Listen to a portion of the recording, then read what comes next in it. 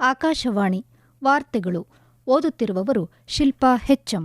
ಮುಖ್ಯಾಂಶಗಳು: ಜಗತ್ತಿನ ಎಲ್ಲಾ ವೇದಿಕೆಗಳಲ್ಲೂ ಮಹತ್ವದ ವಿಷಯಗಳ ಪ್ರಸ್ತಾಪಕ್ಕೆ ಆದ್ಯತೆ, ಪ್ರಧಾನಿ ನರೇಂದ್ರ ಮೋದಿ. ಸೈನಿಕರ ಅಚಲ ರಾಷ್ಟ್ರ ಮೊದಲು ಎಂಬ ಮನೋಭಾವ ಪ್ರತಿಯೊಬ್ಬ ಭಾರತೀಯರಿಗೂ ಸ್ಫೂರ್ತಿ, ರಾಷ್ಟ್ರಪತಿ ದ್ರೌಪದಿ ಮುರ್ಮು. ಕರ್ನಾಟಕದಲ್ಲಿ ಜೆಡಿಎಸ್ ಬಿಜೆಪಿ ಮೈತ್ರಿ ಸುಗಮವಾಗಿ ಮುನ್ನಡೆಯಬೇಕು, ಕೇಂದ್ರ ಸಚಿವ ಎಚ್.ಡಿ. ಕುಮಾರಸ್ವಾಮಿ. ಮಹಿಳಾ ಪ್ರೀಮಿಯರ್ ಲೀಗ್ ಟಿ20 cricket, Mumbai Indians UP Warriors ನಡುವೆ ಮುಖಾಮುಖಿ. ವಾರ್ತೆಗಳ ವಿವರ. ಪ್ರಧಾನಿ ನರೇಂದ್ರ ಮೋದಿಯವರು ನವದೆಹಲಿಯಲ್ಲಿಂದು 28ನೇ ಕಾಮನ್ವೆಲ್ತ್ ಸಭಾಧ್ಯಕ್ಷರು ಹಾಗೂ ಪೀಠಾಸೀನಾಧಿಕಾರಿಗಳ ಸಮ್ಮೇಳನ ಉದ್ಘಾಟಿಸಿದರು.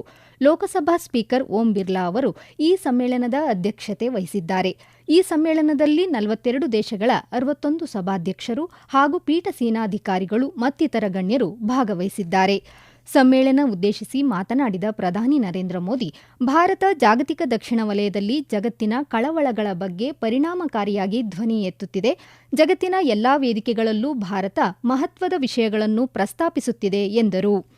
ಟಿ20 ಶೃಂಗಸಭೆಯ ಅಧ್ಯಕ್ಷತೆ ವಹಿಸಿದ್ದ ಸಂದರ್ಭದಲ್ಲಿ ಭಾರತ ಜಾಗತಿಕ ದಕ್ಷಿಣ ವಲಯಕ್ಕೆ ವಿಶೇಷ ಆದ್ಯತೆ ನೀಡಿತು ಎಂದು ಪ್ರಧಾನಿ ನರೇಂದ್ರ ಮೋದಿ ಸ್ಮರಿಸಿಕೊಂಡಿದ್ದಾರೆ.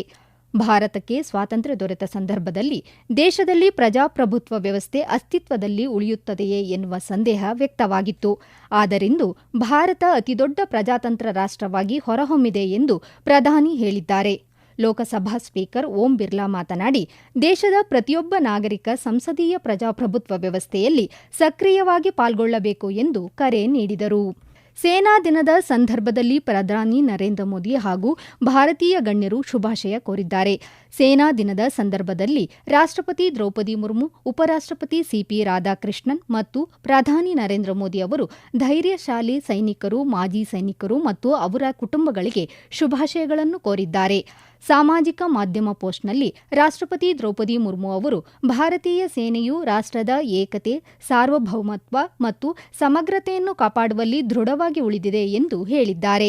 ಭಾರತೀಯ ಸೈನಿಕರು ದೇಶದ ಗಡಿಗಳನ್ನು ರಕ್ಷಿಸುತ್ತಾರೆ ಮತ್ತು ವಿಪತ್ತುಗಳು ಮತ್ತು ಮಾನವೀಯ ಬಿಕ್ಕಟ್ಟುಗಳ ಸಮಯದಲ್ಲಿ ನಿರ್ಣಾಯಕ ನೆರವು ನೀಡುತ್ತಾರೆ. ಸೈನಿಕರ ಅಚಲವಾದ ರಾಷ್ಟ್ರ ಮೊದಲು ಎಂಬ ಮನೋಭಾವವು ಪ್ರತಿಯೊಬ್ಬ ಭಾರತೀಯರಿಗೂ ಸ್ಫೂರ್ತಿ ನೀಡುತ್ತದೆ ಎಂದು ಹೇಳಿದ್ದಾರೆ. ಉಪರಾಷ್ಟ್ರಪತಿ ಸಿಪಿ ರಾಧಾಕೃಷ್ಣನ್ ಅವರು ಭಾರತೀಯ ಸೇನೆಯ ಧೈರ್ಯಶಾಲಿ ಅಧಿಕಾರಿಗಳು, ಸೈನಿಕರು ಮತ್ತು ಮಾಜಿ ಸೈನಿಕರಿಗೆ ನಮನ ಸಲ್ಲಿಸಿದ್ದಾರೆ.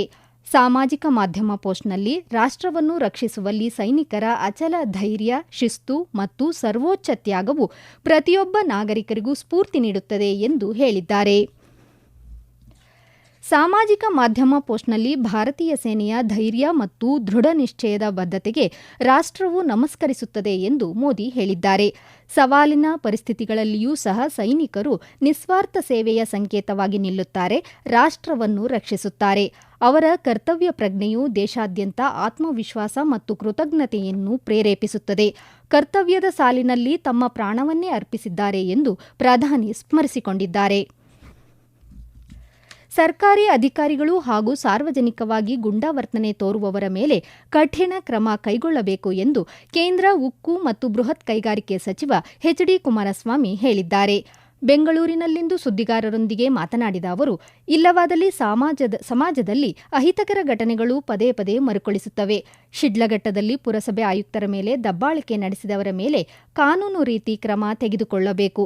ಅಧಿಕಾರಿಗಳಿಂದ ಕಾನೂನು ಬಾಹಿರವಾಗಿ ಕೆಲಸ ಮಾಡಿಸಬಾರದು.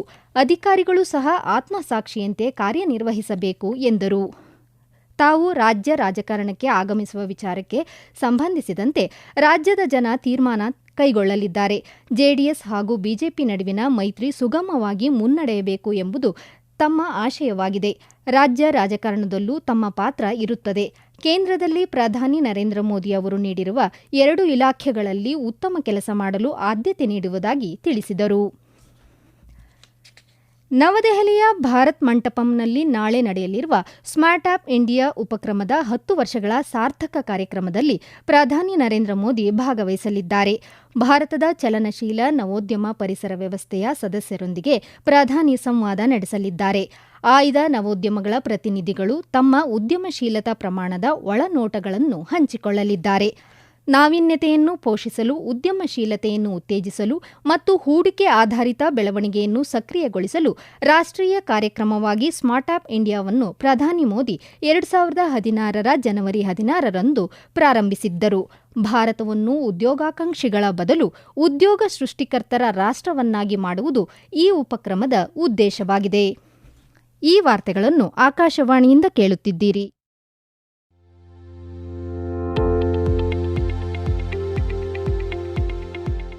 ನಮ್ಮ ಎಲ್ಲ ರಾಷ್ಟ್ರೀಯ ವಾರ್ತೆಗಳು ಹಾಗೂ ಪ್ರದೇಶ ಸಮಾಚಾರ ಈಗ ಆಕಾಶವಾಣಿ ನ್ಯೂಸ್ ಕನ್ನಡ ಯೂಟ್ಯೂಬ್ ಚಾನೆಲ್ನಲ್ಲಿ ಲಭ್ಯ.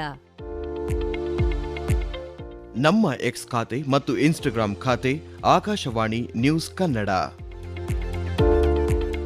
ಹೆಚ್ಚಿನ ಮಾಹಿತಿಗಾಗಿ ನಮ್ಮ ಫೇಸ್ಬುಕ್ ಖಾತೆ ಆಕಾಶವಾಣಿ ವಾರ್ತೆ ಕನ್ನಡವನ್ನು ಅನುಸರಿಸಿ.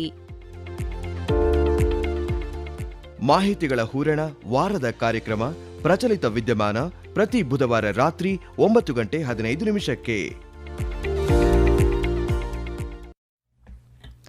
ಇಂದು ದೇಶಾದ್ಯಂತ ಸಂಕ್ರಾಂತಿ ಹಬ್ಬವನ್ನು ಆಚರಿಸಲಾಗುತ್ತಿದೆ. ಕರ್ನಾಟಕದಲ್ಲೂ ಸಂಕ್ರಾಂತಿ ಸಂಭ್ರಮ ಮನೆ ಮಾಡಿದೆ. ಬೆಂಗಳೂರಿನ ಗವಿಗಂಗಾಧರೇಶ್ವರ ದೇವಸ್ಥಾನದಲ್ಲಿ ಸಂಜೆ ಸೂರ್ಯರಶ್ಮಿಯನ್ನು ಕಣ್ತುಂಬಿಕೊಳ್ಳಲು ಭಕ್ತಾದಿಗಳು ಕಾತರದಿಂದ ಕಾಯುತ್ತಿದ್ದಾರೆ. ಸುಗ್ಗಿಯ ಸಂಕೇತವಾದ ಪೊಂಗಲ್ ಹಬ್ಬವನ್ನು ಪ್ರಪಂಚದಾದ್ಯಂತ ತಮಿಳು ಭಾಷಿಕ ಜನ ಆಚರಿಸುತ್ತಾರೆ. ಇದು ತಮಿಳು ಪಂಚಾಂಗದಲ್ಲಿ ವಸಂತ ಕಾಲದ ಆರಂಭವೂ ಆಗಿದೆ. ಥಾಯ್ ಮಾಸ ಜೀವನದ ಎಲ್ಲ ಅಂಶಗಳಲ್ಲಿ ಹೊಸ ಆರಂಭವನ್ನು ತರುತ್ತದೆ. ಮದುವೆಗಳ ಹೊಸ ವ್ಯವಹಾರಗಳಿಗೆ ಇದು ಶುಭವೆಂದು ಪರಿಗಣಿಸಲಾಗಿದೆ. ಈ ದಿನದಂದು ಸುಗ್ಗಿಯ ನಂತರದ ಕೊಯ್ಲನ್ನು ಸೂರ್ಯನಿಗೆ ಅರ್ಪಿಸಲಾಗುತ್ತದೆ. ತಾಯ್ ಪಿರಂತಾಲ್ ವಜಿ ಪಿರುಕ್ಕಂ ಎಂಬುದು ಹಳೆಯ ಮಾತು. ಇದರರ್ಥ ಈ ತಿಂಗಳು ಕೆಲಸಗಳನ್ನು ಸಾಧಿಸಲು ದಾರಿ ಮಾಡಿಕೊಡುತ್ತದೆ. ಜನತೆ ಕುಟುಂಬ ಮತ್ತು ಸಂಬಂಧಿಕರೊಂದಿಗೆ ಹಬ್ಬವನ್ನು ಆಚರಿಸುತ್ತಿದ್ದಾರೆ. ಸಣ್ಣ ಪೆಂಡಾಲ್ ನಿರ್ಮಿಸಿ ರಂಗೋಲಿಯ ಮಧ್ಯದಲ್ಲಿ ಹೊಸ ಮಣ್ಣಿನ ಮಡಿಕೆಯನ್ನು ಇಡುವ ದೃಶ್ಯಗಳು ಕಣ್ಣಿಗೆ ಹಬ್ಬವಾಗಿವೆ. ಮಣ್ಣಿನ ಮಡಿಕೆಯನ್ನು ಅರಿಶಿನ ಸಸ್ಯಗಳಿಂದ ಅಲಂಕರಿಸಲಾಗುತ್ತದೆ. ಪೊಂಗಲನ್ನು ಅಕ್ಕಿ, ಹಾಲು ಮತ್ತು ಬೆಲ್ಲದಿಂದ ಬೇಯಿಸಲಾಗುತ್ತದೆ. ಮಣ್ಣಿನ ಮಡಿಕೆ ತುಂಬಿದಾಗ ಕುಟುಂಬವು ಪೊಂಗಲ್ ಪೊಂಗಲ್ ಎಂದು ಕೂಗುತ್ತದೆ. ಅಂದರೆ ಉಡುಗೊರೆಯ ನಂತರ ಉಡುಗೊರೆ ಎಂಬುದು ಇದರರ್ಥ. ಇಂದು 78ನೇ ಸೇನಾ ದಿನಾಚರಣೆಯನ್ನು ಆಚರಿಸಲಾಗುತ್ತಿದೆ.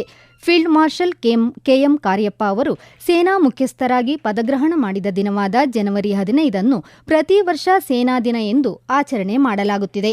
ಕೆಎಂ ಕಾರ್ಯಪ್ಪ ಅವರು ಭಾರತದ ಮೊದಲ ಸೇನಾ ಮುಖ್ಯಸ್ಥರಾಗಿ ದೇಶದ ಸೈನ್ಯವನ್ನು ಮುನ್ನಡೆಸಿದ್ದರು. ಈ ಹಿನ್ನೆಲೆಯಲ್ಲಿ ಜೈಪುರದಲ್ಲಿಂದು ಬೆಳಗ್ಗೆಯಿಂದಲೇ ವಿಭಿನ್ನ ಸೇನಾ ಪ್ರದರ್ಶನ ಕಾರ್ಯಕ್ರಮ ನಡೆಯುತ್ತಿದೆ. ಜಗತ್ಪುರದ ಮಹಲ್ ರಸ್ತೆಯಲ್ಲಿ ಸಹಸ್ರಾರು ಪ್ರೇಕ್ಷಕರ ಮುಂದೆ ಸೇನೆಯು ತನ್ನ ಶಿಸ್ತು, ಶಕ್ತಿ ಮತ್ತು ಆಧುನಿಕ ಸೇನಾ ಸಾಮರ್ಥ್ಯ ಪ್ರದರ್ಶಿಸುತ್ತಿದೆ. ಬೆಳಗ್ಗೆ 10 ಗಂಟೆಗೆ ಭವ್ಯ ಕಾರ್ಯಕ್ರಮ ಆರಂಭವಾಗಿದ್ದು, ರಾಜಸ್ಥಾನ ಮುಖ್ಯಮಂತ್ರಿ ಭಜನ್ ಲಾಲ್ ಶರ್ಮಾ ಮತ್ತು ಸೇನಾ ಮುಖ್ಯಸ್ಥ ಜನರಲ್ ಉಪೇಂದ್ರ ದ್ವಿವೇದಿ ಮೆರವಣಿಗೆಯಲ್ಲಿ ಭಾಗವಹಿಸಿದರು. ಈ ವರ್ಷದ ಆಚರಣೆಯು ವಿಶೇಷ ಮಹತ್ವ ಹೊಂದಿದ್ದು, ಇದೇ ಮೊದಲ ಬಾರಿಗೆ ಸೇನಾ ದಿನಾಚರಣೆಯನ್ನು ಸಾಂಪ್ರದಾಯಿಕ ಕಂಟೋನ್ಮೆಂಟ್ ಪ್ರದೇಶದ ಹೊರಗೆ ಏರ್ಪಡಿಸಿರುವುದು ವಿಶೇಷವಾಗಿದೆ. ಈ ಕಾರ್ಯಕ್ರಮ ಸೇನೆಯ ಸಂಪ್ರದಾಯಗಳು, ಶಿಸ್ತು ಮತ್ತು ಅದರ ನಿರಂತರ ವಿಕಸನದ ಸಾಮರ್ಥ್ಯಗಳನ್ನು ಜನಸಾಮಾನ್ಯರು ವೀಕ್ಷಿಸಲು ಇದೊಂದು ಅನನ್ಯ ಅವಕಾಶವಾಗಿದೆ. ಯುದ್ಧಭೂಮಿಯಲ್ಲಿ ಸೇನೆಯ ತಂತ್ರಜ್ಞಾನ ಚಾಲಿತ ಶಕ್ತಿಯನ್ನು ಸಹ ಮೆರವಣಿಗೆಯಲ್ಲಿ ಪ್ರದರ್ಶಿಸಲಾಗುತ್ತಿದೆ. ನವಿ ಮುಂಬೈನ ಡಿವೈ ಪಾಟೀಲ್ ಕ್ರೀಡಾಂಗಣದಲ್ಲಿ ನಡೆಯುತ್ತಿರುವ ಮಹಿಳಾ ಪ್ರೀಮಿಯರ್ ಲೀಗ್ ಟಿ20 ಕ್ರಿಕೆಟ್ನಲ್ಲಿ ಮುಂಬೈ ಇಂಡಿಯನ್ಸ್ ಮಹಿಳೆಯರು ನವಿ ಮುಂಬೈ ಯುಪಿ ವಾರಿಯರ್ಸ್ ವನಿತೆಯರನ್ನು ಎದುರಿಸಲಿದ್ದಾರೆ. ಪಂದ್ಯ ಸಂಜೆ 7:30 ಪ್ರಾರಂಭವಾಗಲಿದೆ. ನಿನ್ನೆ ನಡೆದ ಪಂದ್ಯದಲ್ಲಿ ಡೆಲ್ಲಿ ಕ್ಯಾಪಿಟಲ್ಸ್ ತಂಡ ಯುಪಿ ವಾರಿಯರ್ಸ್ ವಿರುದ್ಧ 7 ವಿಕೆಟ್ಗಳ ಅಂತರದ ಜಯ ಸಾಧಿಸಿತು. ರಕ್ಷಣಾ ಸಚಿವ ರಾಜನಾಥ್ ಸಿಂಗ್ ಅವರು ಸೇನಾ ದಿನದಂದು ಭಾರತೀಯ ಸೇನಾ ಸಿಬ್ಬಂದಿ ಮತ್ತು ಅವರ ಕುಟುಂಬಗಳಿಗೆ ಶುಭಾಶಯ ಕೋರಿದ್ದಾರೆ. ದೇಶದ ಸಾರ್ವಭೌಮತ್ವ ಮತ್ತು ಸಮಗ್ರತೆಯನ್ನು ಕಾಪಾಡುವಲ್ಲಿ ಭಾರತೀಯ ಸೇನೆಯ ಅದಮ್ಯ ಧೈರ್ಯ, ಸರ್ವೋಚ್ಚ ತ್ಯಾಗ ಮತ್ತು ಅಚಲ ಬದ್ಧತೆಗೆ ರಾಷ್ಟ್ರವು ನಮಸ್ಕರಿಸುತ್ತದೆ ಎಂದು ಅವರು ಸಾಮಾಜಿಕ ಮಾಧ್ಯಮದಲ್ಲಿ ತಿಳಿಸಿದ್ದಾರೆ. ಈಗ ಕೊನೆಯಲ್ಲಿ ಮತ್ತೊಮ್ಮೆ ಮುಖ್ಯಾಂಶಗಳು. ಜಗತ್ತಿನ ಎಲ್ಲಾ ವೇದಿಕೆಗಳಲ್ಲೂ ಮಹತ್ವದ ವಿಷಯಗಳ ಪ್ರಸ್ತಾಪಕ್ಕೆ ಆದ್ಯತೆ, ಪ್ರಧಾನಿ ನರೇಂದ್ರ ಮೋದಿ. ಸೈನಿಕರ ಅಚಲ ರಾಷ್ಟ್ರ ಮೊದಲು ಎಂಬ ಮನೋಭಾವ ಪ್ರತಿಯೊಬ್ಬ ಭಾರತೀಯರಿಗೂ ಸ್ಫೂರ್ತಿ, ರಾಷ್ಟ್ರಪತಿ ದ್ರೌಪದಿ ಮುರ್ಮು. ಕರ್ನಾಟಕದಲ್ಲಿ ಜೆಡಿಎಸ್ ಬಿಜೆಪಿ ಮೈತ್ರಿ ಸುಗಮವಾಗಿ ಮುನ್ನಡೆಯಬೇಕು ಕೇಂದ್ರ ಸಚಿವ ಎಚ್ಡಿ ಕುಮಾರಸ್ವಾಮಿ. ಮಹಿಳಾ ಪ್ರೀಮಿಯರ್ ಲೀಗ್ ಟಿ20 cricket Mumbai Indians UP Warriors ನಡುವೆ ಮುಖಾಮುಖಿ. ಇಲ್ಲಿಗೆ ವಾರ್ತಾ ಪ್ರಸಾರ ಮುಕ್ತಾಯವಾಯಿತು. ನಮ್ಮ ಮುಂದಿನ ವಾರ್ತಾ ಪ್ರಸಾರ ಮಧ್ಯಾಹ್ನ 2:30 ನಿಮಿಷಕ್ಕೆ.